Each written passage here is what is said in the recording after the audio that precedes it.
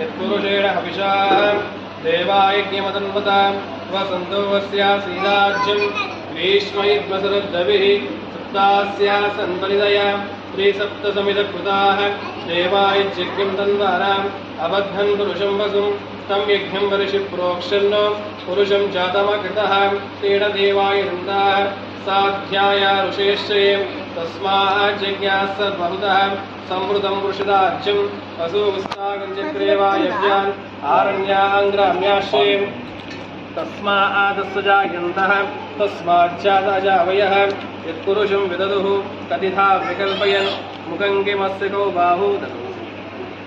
मुखं किमस्य कौ बाहु सा ऊरुपादा उच्यते ब्राह्मणोऽस्य मुखमासीत् बाहुराजन्यकृतः अभ्यागुं शूद्रो जायत